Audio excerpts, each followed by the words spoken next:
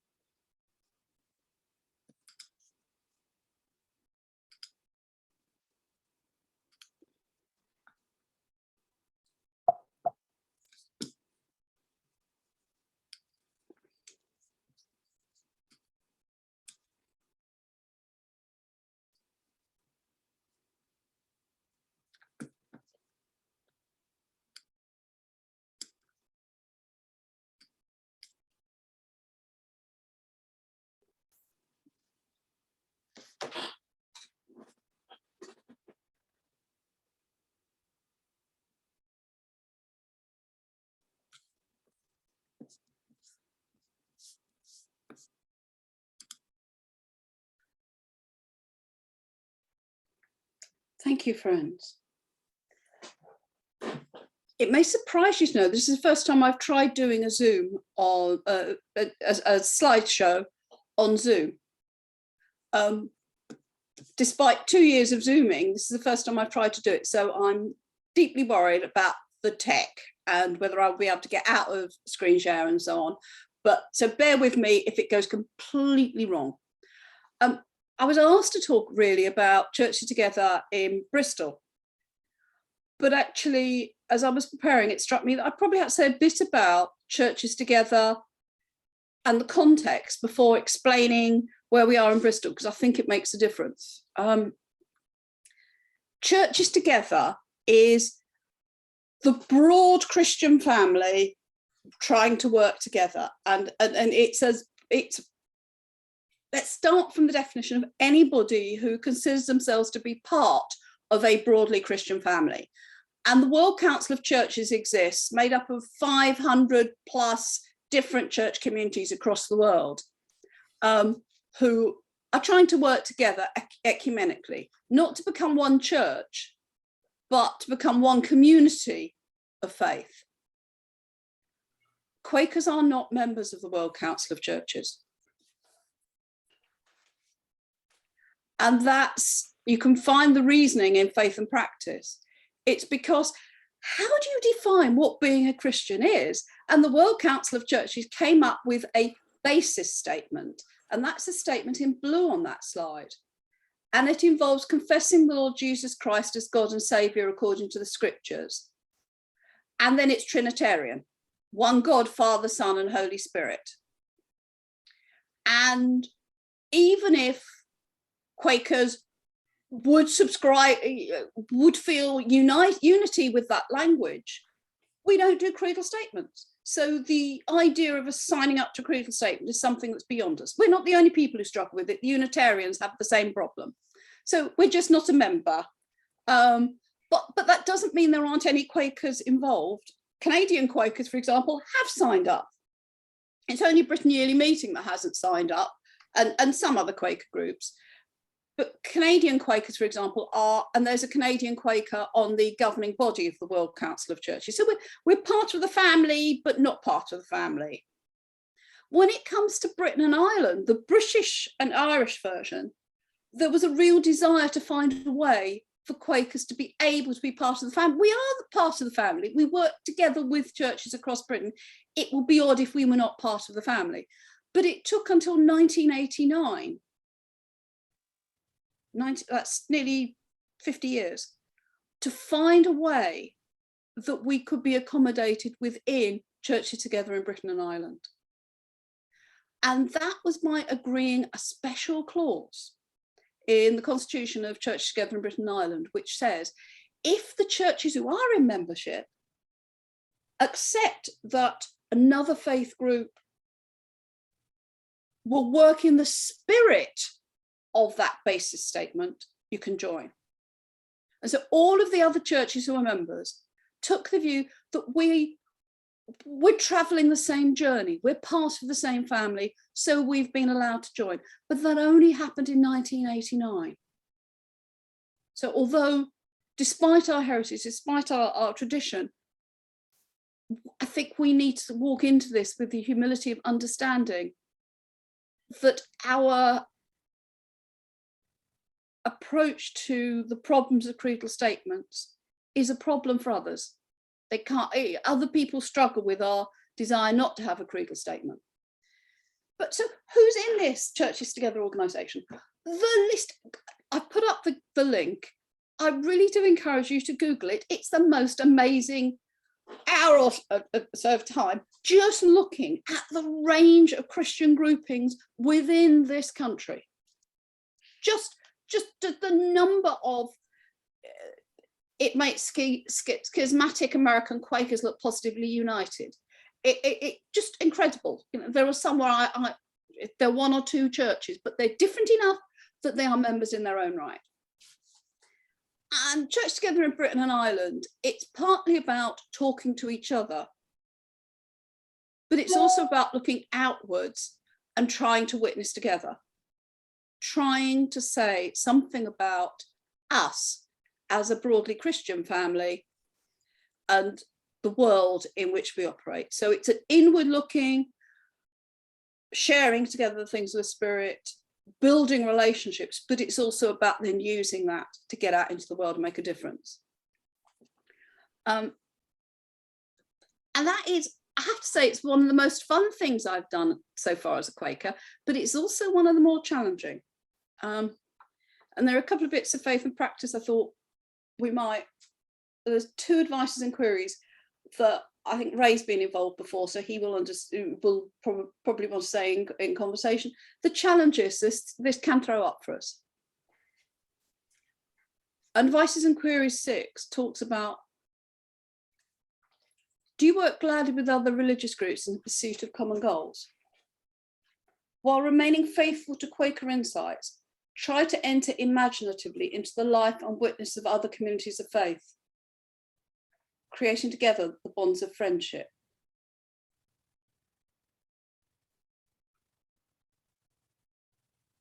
And then advices and queries 17. Do you respect that of God in everyone, though it may be expressed in unfamiliar ways or be difficult to discern? Each of us has a particular experience of God, and each must find the way to be true to it. When words are strange or disturbing to you, try to sense where they come from and what has nourished the lives of others. Listen patiently and seek the truth, which other people's opinions may contain for you. Avoid hurtful criticism and provocative language. Do not allow the strength of your convictions to betray you into making statements or allegations that are unfair or untrue. Think it possible that you may be mistaken. How can we hang on to those two? The biggest, today I complete 6 years as trustee of Britain Ely Meeting. And the hardest thing we've done in those 6 years was to grapple with a Church Together in Britain and Ireland issue. And this is the hardest end of working together.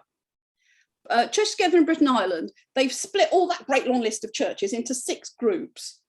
And each grouping elects a president. So the Anglicans have elect a president, the Catholics elect a president. And then we're in the 4th group with the Lutherans and the Reformed churches and the United Congregations.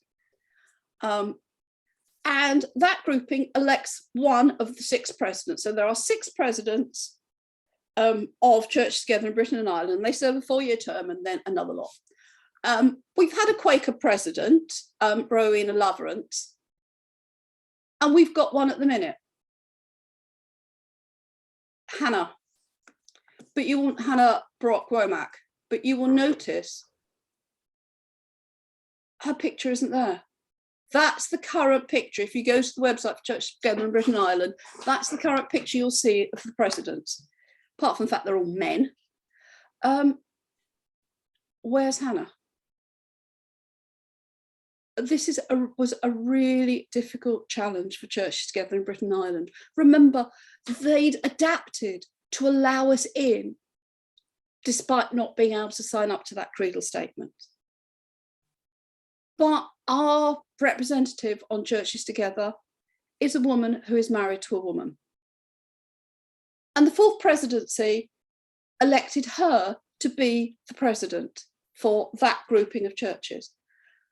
And that's a really big challenge for many of the Christian faith groups within Church Together in Britain and Ireland who don't recognise single-sex marriage, or worse, or have stronger views than that about it. And after a lot of painful soul searching, the Churches Together Enabling Group, that's the managing group, asked, for the sake of ecumenical unity, that we show restraint by not exercising the office of their presidential appointment. They wouldn't reject the presidency, but they asked Hannah not to exercise her role. And for Quakers in Britain, that was sitting in the trustee meeting, trying to discern what to do in response to that was really difficult, because our first reaction, your first instinctive reaction is, that's outrageous. We're Quakers, we're committed to equality, of course she should be entitled to be there. And we really don't want to send any message to anybody that they're not equal. But equally, actually, we are committed to working together with all faiths, with the rest of the Christian family, and on an interfaith basis. And so nobody wanted to walk away. And it was an interesting process, because I think out of it came a real deepening of the relationship of Churches Together in Britain and Ireland, because that struggle somehow made people think about what mattered. Why did it matter that we stayed together? And we ended up as a Quaker community, really strongly supported by the rest of the 4th presidency, and reaching a position with the rest of Churches Together that our voice was heard, and that our discernment about equality was heard by the other churches and was explored. but equally, we wanted to stay together and not hurt other people. And so we've reached this accepted position that the presidency is not being exercised, but that we're working together. And actually what came out of it was a lot of dialogue, a lot of really positive dialogue about why Quakers see it differently. And that dialogue we think may have helped other churches to begin to move on the matter. So it's about recognising that other people in the family come to things differently. And I've now completely lost, it's not moving forward, but there we go. Now, that's the backdrop. Bristol. We don't have those particular challenges, sorts of theological challenges in Bristol. At least they've not reared their head. They may exist, but they've not reared their head. Churches Together in Bristol really starts from a different place. This slide is a Together for Bristol slide that sets out what actually Churches Together in Bristol is really focused on. It's focused on the fact that this is a weird city. People vote it the best place to live, the kindest and happiest place in the country. 20,000 people in the city rely on food banks. 13,000 are on the list waiting for decent housing. There's a 10-year life expectancy difference between if you're for a man. For a woman, it's 12 years. If you live in St George, your average life expectancy is 77. If you live in Clifton, it's 89. That's 3 miles difference in 12 years to your life. And you wouldn't be surprised to see I put the university data there. 7.5% of school 18-year-olds from Hartcliffe go to university.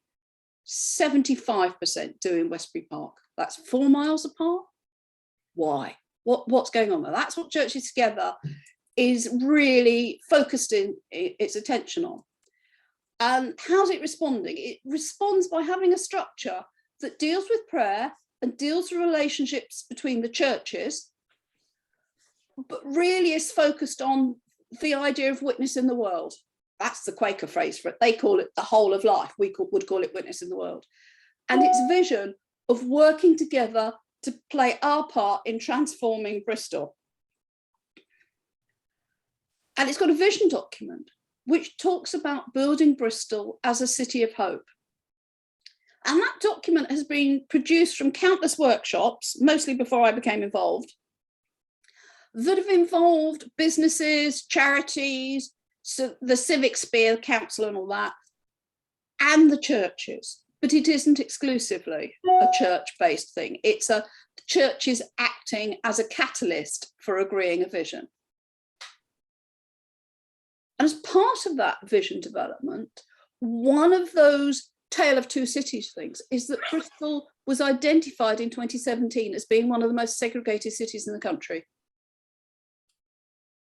And the Keyboard Trust operates as part of the broad family of Churches Together in Bristol, or Together for Bristol as they prefer. Churches Together in Bristol immediately puts a barrier. If you don't do churches, you're not going to do Churches Together. So Churches Together in Bristol tends to call itself Together for Bristol, because it fronts the we're doing stuff together as the most important thing. The Keyboard Trust works within Churches Together and beyond it, particularly networking the very large number of different Black churches, and then trying to integrate that work with the rest of Churches Together. It's a big organisation. It's not like, for example, Thornbury Churches Together, which is all run by volunteers. This is a big organisation. It has a paid enabler and a paid and a funded, partly funded spheres facilitator, as well as the Keyboard Trust networker. It has presidents, and these are really important. I know they're not to Quakers, but to the other faith communities, having presidents who are leaders of their faith community, and I put quotations around that for Quakers, is really important. So it's got that, so that everybody feels it's not wacky, it's not off on a limb. It's got a prayer group that Sheena Tranter runs, and then it's got a set of spheres of community engagement, and that's what I'm really going to talk about, because that's where most of its energy goes. I'm a member of the enabling group, and that brings together representatives from a whole range of different churches to kind of, engine house stuff, making sure the stuff is happening and working out how new issues need to be fed into this system. Oh gosh, it's running away from me. It's an interesting group. It's a bit like a Quaker business meeting. It starts and ends with prayer. It doesn't take votes. It proceeds to not quite discerning the will of God, but it's pretty close to a discernment process, the way it operates, which is interesting. And it has beginning and end prayers. The very first meeting I went to, they asked me if I do the end prayers. You know, the newbie, come on, you do the end prayers. So how do Quakers do end prayers? Bearing in mind, this is quite ecumenical, and the chair is from one of the black churches that's quite excitedly prayerful, very articulate in their prayers. And so I explained about Quaker silence, and I said that Quakers, in worshipping at the end, their prayers at the end, we would in silence give thanks for the meeting and for all we'd achieved. And we sat in silence for a bit. And then the chair did prayers, because it was clear that, just as I sometimes struggle with very articulate, very excited evangelical praying, for him, prayer through silence was something less familiar. All the time you trip over these little things where we just, our comfort and our experience is different. Our intention's the same, but you keep tripping over little places where we feel just slightly uncomfortable or just slightly different from each other. I wanted to talk about that, the spheres, because that's what's really animating Together for Bristol at the minute. It's a set of groupings around the whole of life. So there's 50 or so people who look at arts and do creative people who do arts and creative sort of stuff David Mowat does, bringing faith into art and into the community. But the one that I think probably you're most aware of is Christian Action Bristol, which has a very big range of projects led by Andy Street, coordinated by Andy Street, that are long-term, ongoing, community-based projects of a kind that Quakers are sometimes involved with, sometimes not. We don't tend to do it through Christian Action Bristol, but we're involved in many of the projects that Christian Action Bristol is involved in. And so they're ongoing projects, but they also do one-offs. So for example, last May Bank holiday, and indeed this coming May Bank holiday, they're going to run they ran Noise 21, they're going to run Noise 22, which is bringing together hundreds of volunteers on a single day to do stuff in Bristol as a witness. Churches Together in Bristol, Together in Bristol is quite well connected to the city office. It's strongly supported by the mayor, who himself is Christian, involved in the black churches, and that helps create the link. It has prayer breakfasts at City Hall, and it's now about to start an initiative to try and have prayer breakfast ward by ward with the local councillors to try and create those more localised links. But it also is involved in the city vision and how the Together for Bristol vision links to the city vision. So what's it doing? The education bit of work in Christian Action runs breakfast clubs in 30 schools. It raised £130,000 as part of its COVID response. It's putting mentors into 20 schools this coming year. But it's also, it isn't just symptomatic relief. It also tries to work with the city to achieve system change. And equally, Quakers are really involved in homelessness. So is Together for Bristol in a slightly different way. It runs a large-scale winter night shelter operation. But also, again, it gets involved in systematic change stuff. For example, going to the Bristol Housing Festival to try and talk to businesses about new affordable housing solutions. It's actually got a network into bits of the community that officialdom finds hard to reach.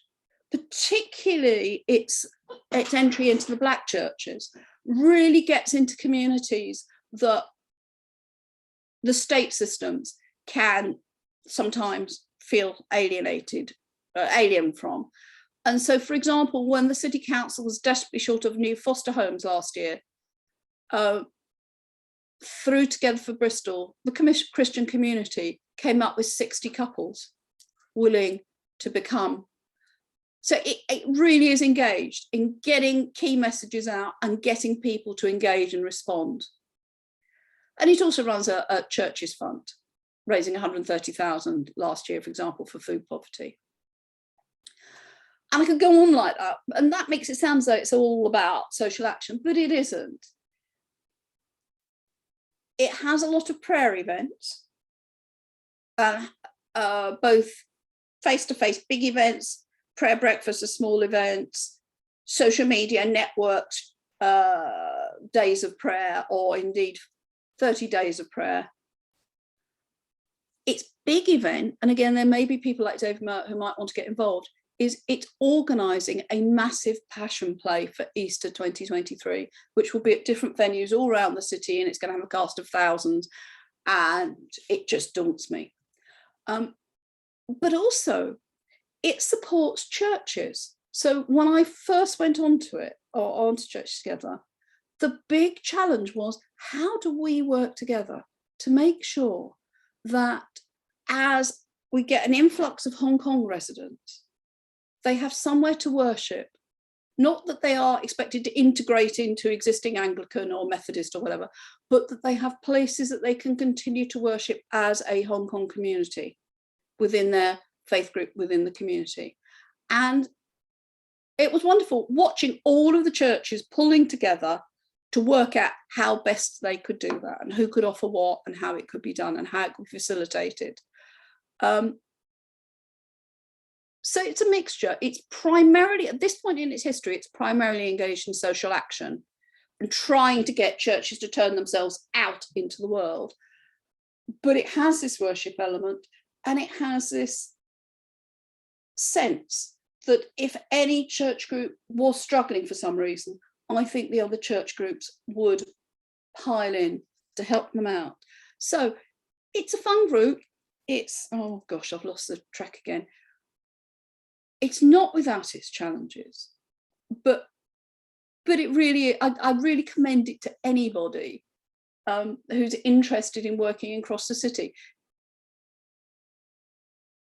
And I'll stop there, because then I can see people. I haven't been able to see people for the last half hour, and that's really weird. But I can see you all again.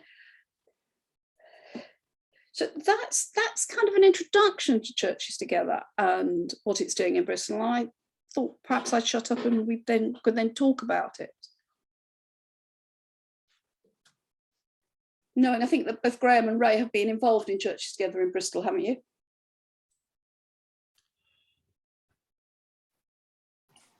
Certainly not recently. I'm more interested in multi-faith activities now, but I was supporting to some extent Roger Can and the Grasping the Thistle report, which tried to integrate the black-led churches with white-led. That must be about 20 years ago now, or more. I prefer to call them black-led churches rather than black churches, because it's not a discrimination in terms of skin colour. But I was very insistent that lead be spelt L-E-D and not L-E-A-D. Yeah. Interestingly, the language I used there is the language that Together for Bristol uses. And I wonder if that change of language may be something to do with the change of confidence levels. Because my sense is that, if anything, Together for Bristol is now black-led. That they are still working really hard on bringing more black or black-led churches into the broad family of Together for Bristol, but that those that are involved are very much leading it. So that the chair of Together for Bristol is a pastor from one of the black-led churches. And I think, particularly with the Keyboard Trust, that I'm learning a lot, because the last meeting before Christmas, the majority of the people present at the enabling group meeting were from black-led churches or from the Keyboard Trust.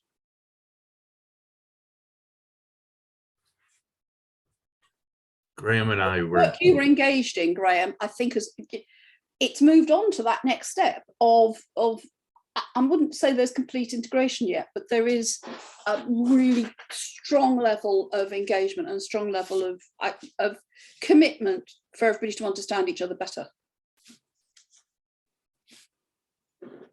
Graham and I were involved for a while with a group called Inner City Ministers Group, which is in abeyance at the moment due to its, it's in abeyance at the moment. But one thing which I think along the lines which you've been speaking is, yes, we should work together, and yes, we have the problems that we have with them saying, you know, we'd rather you didn't do this, but it's the. I remember reading of an Anglican group and a Catholic group who wished to come together to worship together. And the only concessions from that were made by the Anglican group.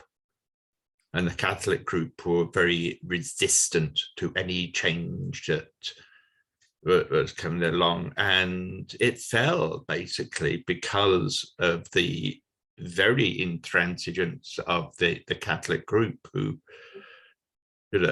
said, you do things our way. And is that what we've got at the moment with Churches Together? Are we doing things their way for a quiet life?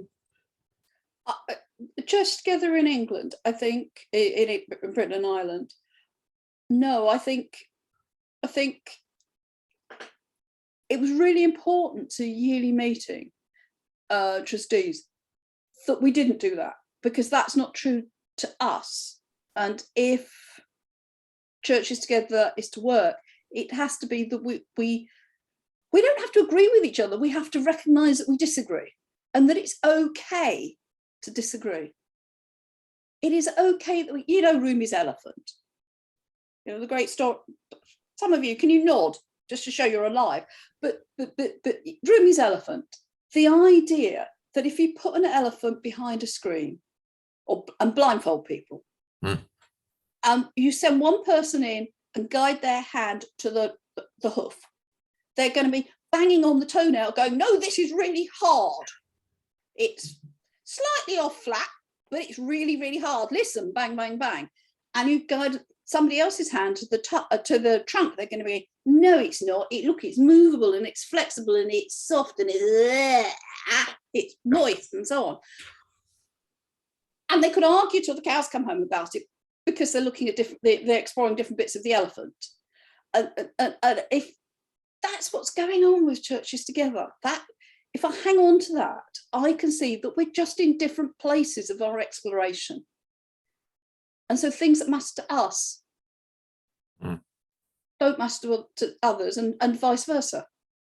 So I don't think we're compromising, because the final agreed statement said, out of love for the other churches, we wouldn't exercise the presidency, but out of love for us, they'd recognise our different position.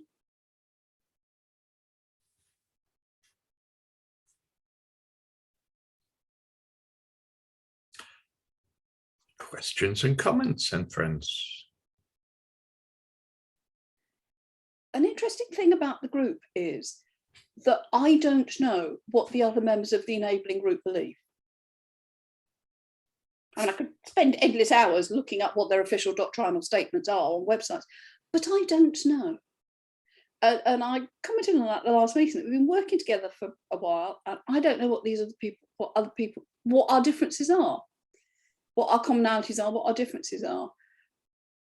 And I said, well, why can't we, could we find some mechanism for having just occasional presentations where we share our beliefs or our mode of worship?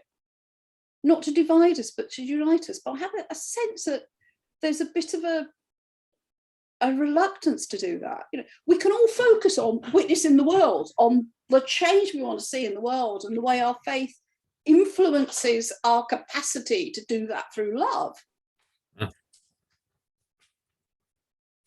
But let's not take the cover off the log pile, because there might be issues in the log pile that might divide us.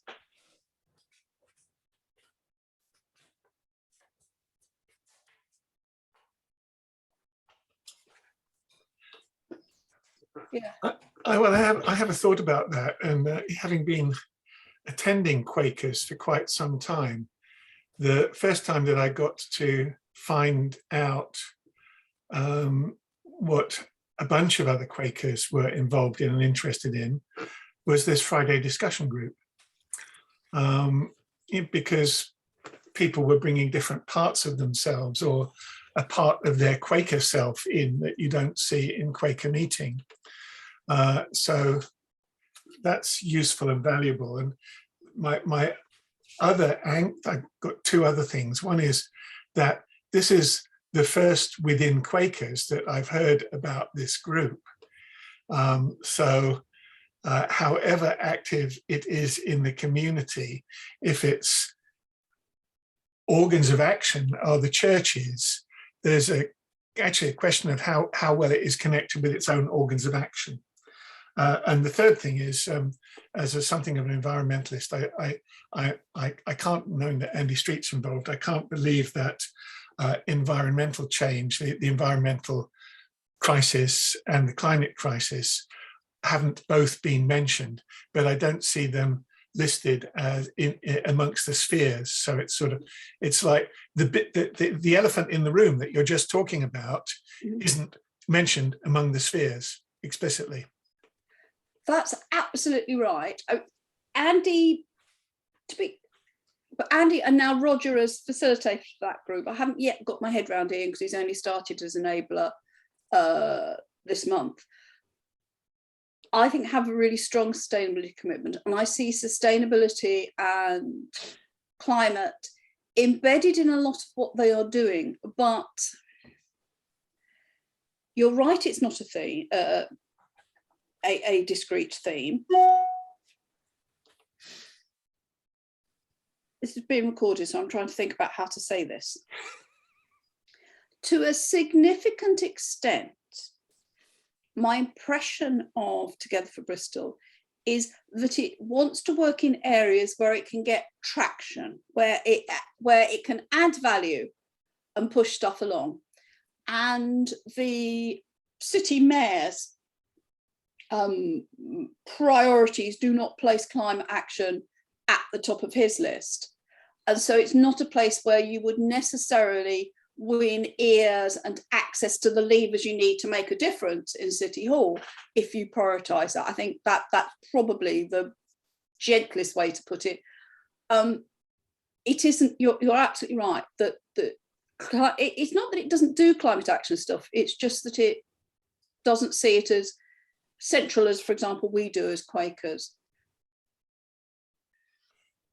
I would very briefly come back on that because we've just had COP26 and the mayor invited Labour group people to meet with him before and afterwards, and has written an article in the Economist to say that cities are actually the solution to climate change, and there are indications that it's more than that, because our government is legally committed to extract as much oil as possible from the North Sea. And we're committed, the government's legal commitments are committing us to 3.5 degrees of global warming. And it's only the cities themselves going carbon neutral that gets us there. So Marvin came back saying, I've got to raise 10 billion to effectively tackle climate change in Bristol. So it will move up the agenda over the next 10 years, David, more and more. Yeah, I'm quite happy that Marvin is moving. I know that when he was first elected, partly I think as a reaction against the previous mayor, for who had placed the green agenda absolutely central to his work, there was sort of reaction of what about all the other issues? And Marvin is coming back towards it, and I think churches together in Bristol, Together for Bristol, are coming towards it, but they are not anywhere near as close to. I think if Quakers were asked to define the key issues, we would probably put climate at the top of our list and absolutely central, and everything else spinning off from it. But that's not quite where churches together are yet. On the question of how we engage Quakers, David, I'd really like to know what you think as a group we can do to get more Quakers involved. I've put stuff in area meeting newsletter, both in terms of people wanting to get involved, but also things that you would like us to share that we're doing that we ought to be sharing into that network. And I got zero response. So I'm not sure how. And those of you who've been doing interfaith and ecumenical work for some time in Bristol, how do we improve the way we engage with these groups? It's all very well having a token me, but that doesn't really count as engagement.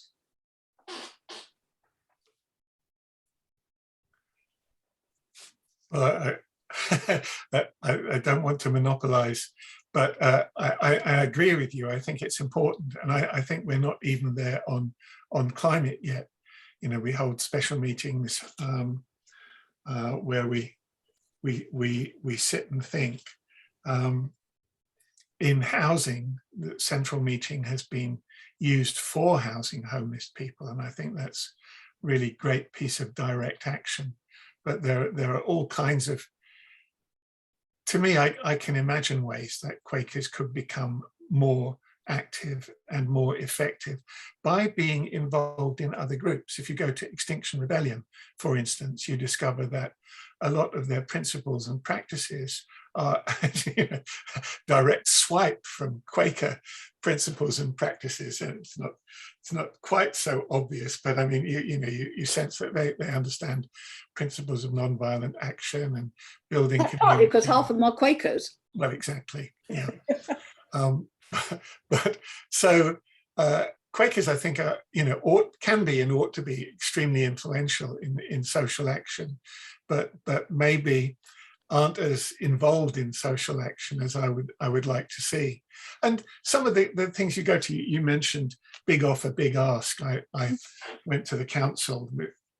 Marvin came out with big offer, big ask, and the council was about to miss a £3 million grant that could help with climate change. And I went along to big offer, big ask and said, look, I've got a big offer, which is just that the council could get this money and apply it to the community. And it fell completely flat.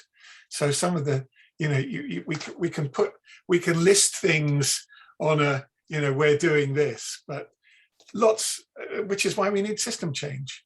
We need a genuine system change that is really involves people. And the one thing I will say is the insistence from Extinction Rebellion that we have a citizens' assembly led to a citizens' assembly at the beginning of this year. And the structure for such events is to bring people together and give them really good information on which to make decisions. And the outputs from the citizens' assembly were absolutely fantastic. And the follow-up from it has been, as far as I can tell, zilch. But, so there are things bubbling up, but there's a lot more bubbling up to do before we really create effective communities amongst ourselves and within our wider grouping, and within that wider grouping's desire to work with the whole community.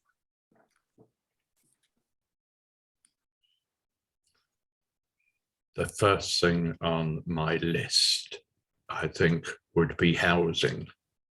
Basically, because you give better housing to people, it gives them better health, it gives them better education, because they're able to think more about doing these things. If you've got somewhere which is you can keep warm, you can keep your children healthy because they're not having colds due to damp and all this type of thing. And this has been shown quite effectively with, if anyone looks at Maslow, the triangle thing, which says that if you give people these basic things and they're struggling for them all the time, they can do other things, which seems to me virtually a no-brainer. But you've got to start, I think, with the housing, which Bristol City Council are woeful at the moment. It's all right, it's okay to build tower blocks for your university students to pay extraordinarily large fees to live there. But for people who need affordable, really affordable rented properties, it is woeful, friends.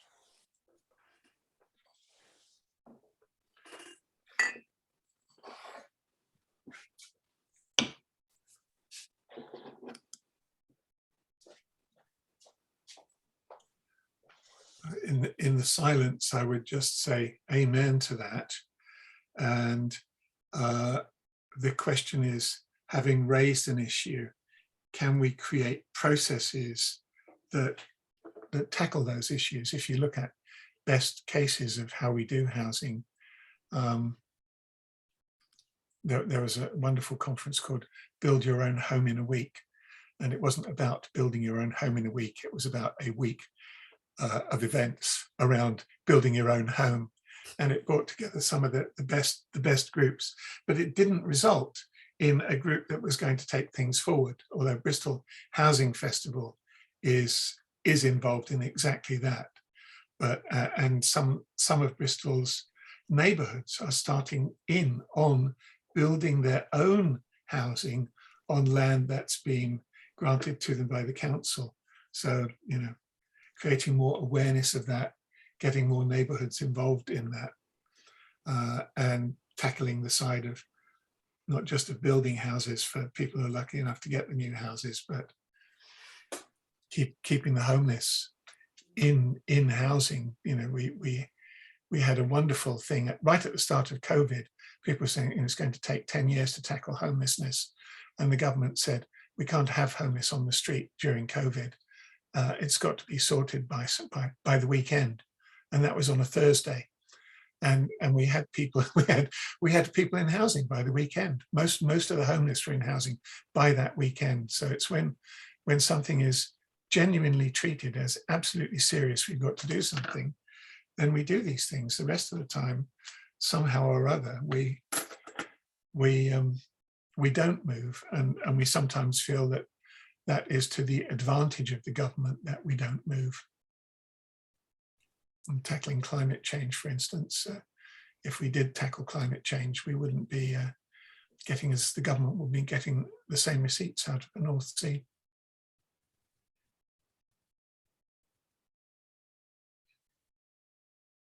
I'm really interested that this group exists, Chris. I mean, I've heard of it, and it's through this group, this discussion group, that I get to hear in a lot more depth about a lot of things that I didn't know anything about, and I'm really pleased by that. So this itself is a formative process for educating ourselves about what's going on in and around Quakerdom, and there comes a time when we probably have to start discussing on Fridays, stop discussing just on Fridays, and use this forum or something like it to move into more direct action.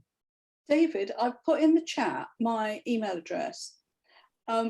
It strikes me, if I send you over the slides, you may want to, well, Andy anyway, but you might want to email Roger Allen about getting involved in one of the spheres. Okay, that's really good. and you can Google Together for Bristol and find their website. Great, yeah, and I've put my email address in here. And just on a technical note, Chris, your slides were lovely and they showed up perfectly against the background of your desktop. So I did not intervene or interfere at the time. No, that's interesting, because on mine it was only showing the slides, not the desktop. Yeah, I deliberately didn't want to show my dirty linen.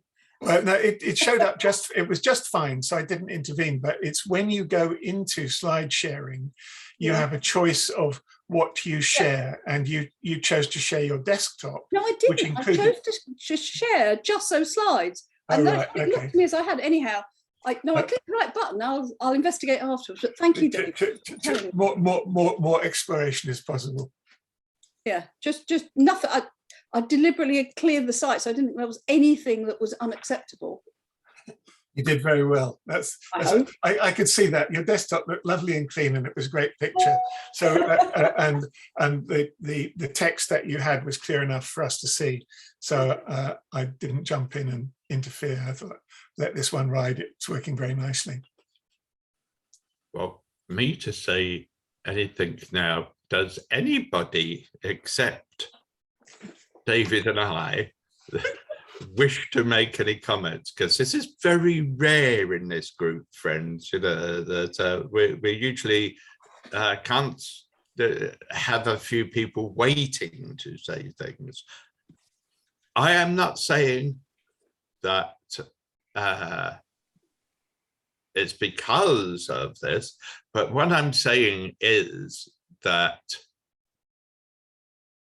people, and slightly hoping I'm not going to make Chris Wilmot blush or something now, but we know Chris for her erudite and well-educated speeches that you are respected among us, Chris. I know that's a very hard thing to take, but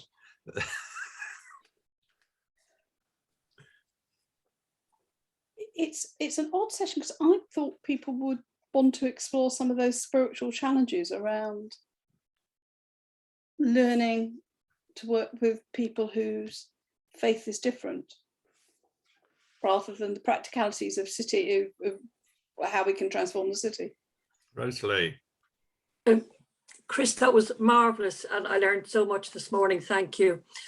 Just to say that I represent Portishead Quakers at Portishead Churches Together, but interestingly, Portishead Churches Together have not signed up to the national organisation because they wanted to have the freedom to involve folks like ourselves, and they were much more interested in building relationships and supporting each other in the town. And recently at a breakfast meeting, they were saying, you know, there's no sort of vying for members of our churches. You know, what we all want is people to find that of God in everyone, or to find the God of their understanding. And if you come to our church and it doesn't suit, we'll happily tell you there are lots of other options and opportunities in the town. So it's very freeing in that sense. And I've certainly enjoyed, I mean, they've got the social side of things. They've got a debt counsellor, which they fund and support. They put in a chaplain into Gordano School. And then they do the sort of more social and fun things. We've had the carols in the car park, a drive-in carol service at Sainsbury's, where we all come together and people sing carols and so on. But they raise funds for charity through that. So I said there are a variety of things. But one of the things our meeting would like to see them do is to reach out to other faiths. Although they're not so evident in the Portishead community, there are people of other faiths there. So again, as I said, the group would have the freedom to do that. And one thing we talked about at some point is maybe having a walk of witness, you know, and a time of silence in the town, just to be a quiet, visible, event, if you like. So again, as I say, I'm just stressing it's nice to have the freedoms to do that sort of thing. But I did have an interesting experience at the Carols event, Carols in the car park, and at the end, I heard them say, now the local church leaders come and say the final prayer. So I was volunteering. I'd been steering cars, so I ran up and got up on the thing, and they all shared a prayer. And I thought, oh, nobody asked me to say a prayer. So I thought, well, I still have a little bit of work to do to say, I'm quite happy to read a line from a prayer and so on, because I don't feel I'd be compromising who we are as Quakers. It's much more important to work together than to let our creeds or non-creeds divide us. Thanks again, Chris. That sounds brilliant.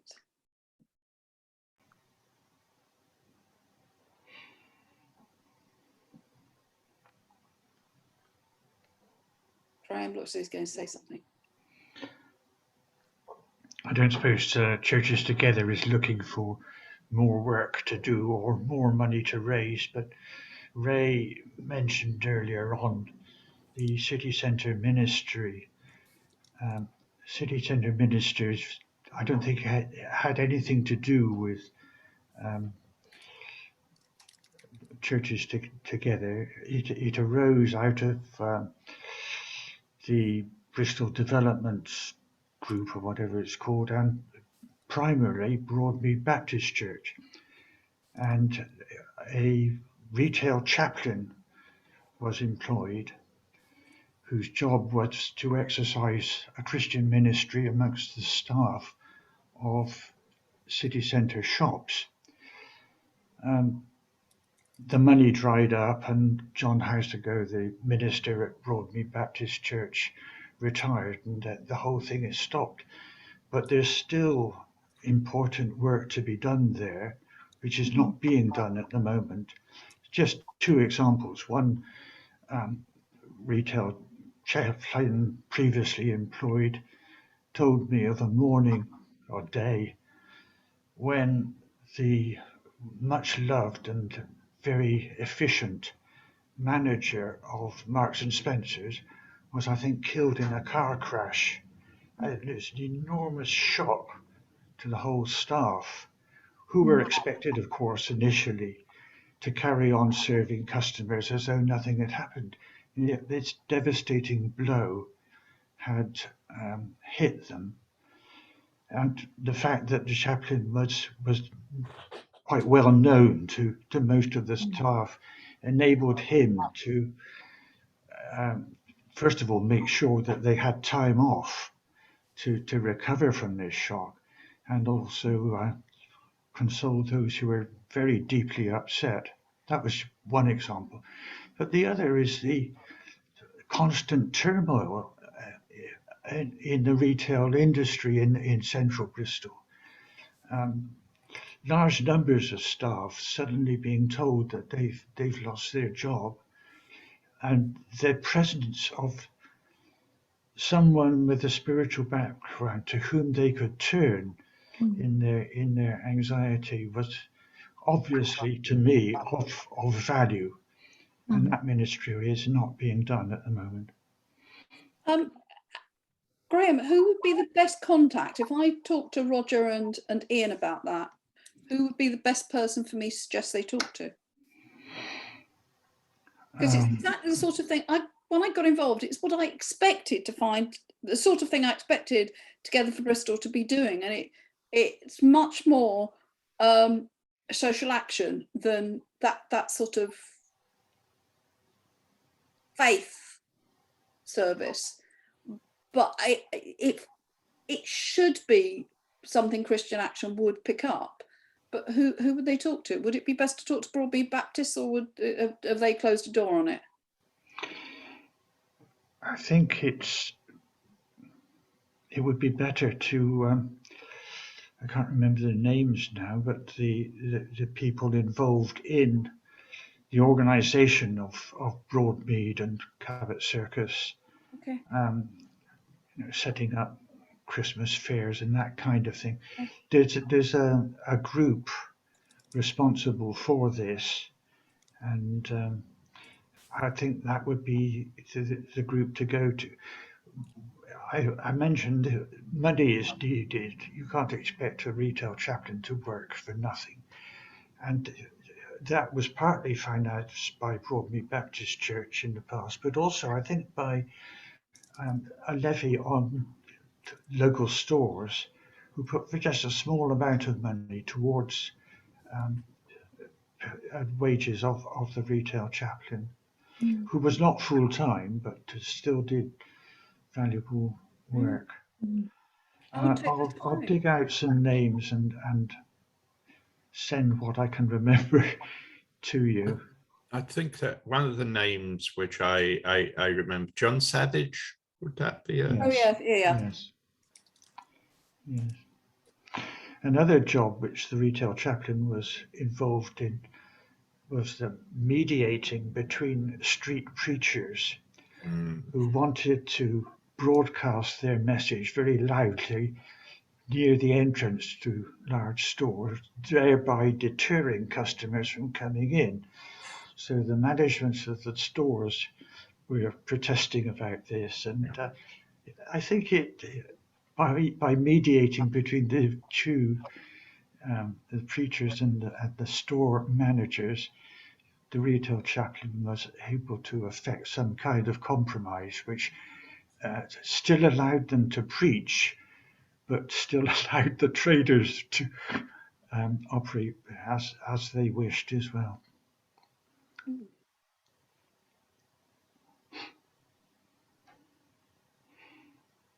Thank you. I'm taking away questions about the city centre ministry, the retail minister, and about climate and ecological sphere and why it isn't there.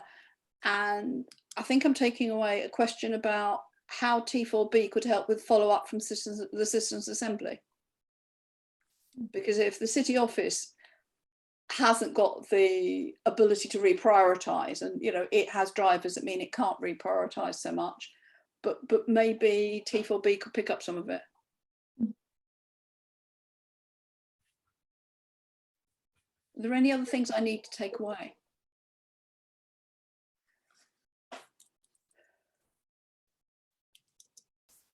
An observation, if there are challenges working within the Christian faith groups, there must be equally challenges when you bump up against the same kinds of challenges when you bump up against the other faith groups to create an even bigger structure.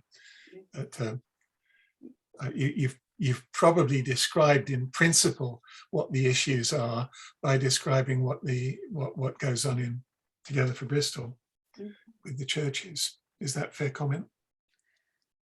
I think so. I think Rosaline really summed up the aspiration when she was describing Portishead churches together.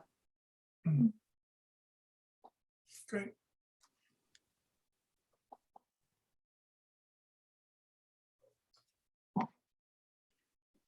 Right, friends, as we have come to that hour now that we are ready, if no one else has any other comments to make, to ask the amazing person that can only be the Patsy Centre for what is happening next. Golly, oh dear. This is the first time I haven't had the list. Christopher, please, could you remind me who we've got next week? I'm really sorry, everybody. This is awful. I hope it's no.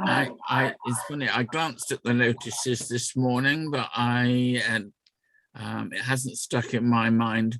But I know there is somebody coming to speak. We've got an extremely good programme for next month, actually. Well, this January, it is very good, but it's not very helpful when you want a title. I'm really sorry.